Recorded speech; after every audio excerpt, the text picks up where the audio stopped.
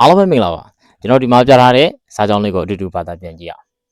ငါ KBZ page ကိုစိတ်ကုန်လို့အသုံးမပြုတော့ဘူးတဲ့ငါမင်းကိုပေးရမယ့်အကျွေးတွေကို ARP နဲ့လွှဲပေးလိုက်ပြီဒါဆိုရင်ပထမစာကြောင်းလေးက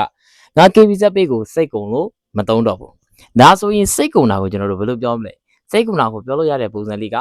better be fat up with now better be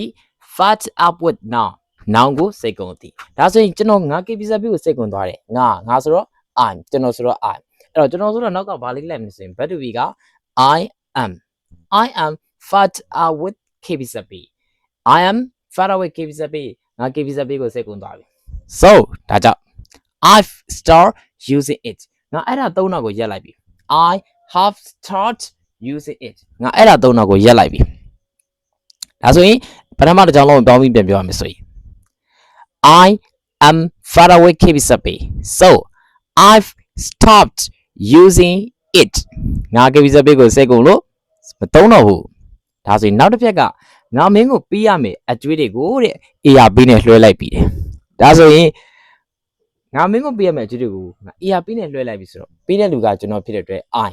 ပေးလိုက်ပြီအဲ့ဒီလိုမျိုးလုံးလိုက်ပြီလို့ပြောချင်တဲ့အခါမျိုးကျကျွန်တော်တို့ကဘာနဲ့ပြောလို့ရလဲဆိုရင် present perfect ဆိုတဲ့ has plus battery ကိုသုံးပြီးတော့ပြောလို့ရပါတယ်ဒါဆိုရင် I ဆိုတဲ့အတွက်ကြောင့် HAB have နဲ့ပြောရမယ် I have ပေးလိုက်ပြီး PAID paid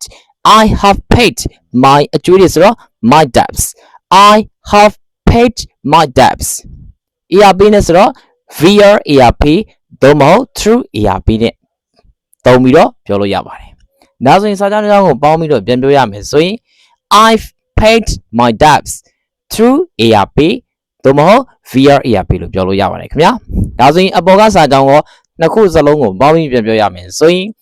I'm far away KBZ page so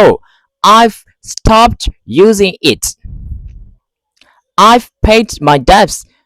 via ARP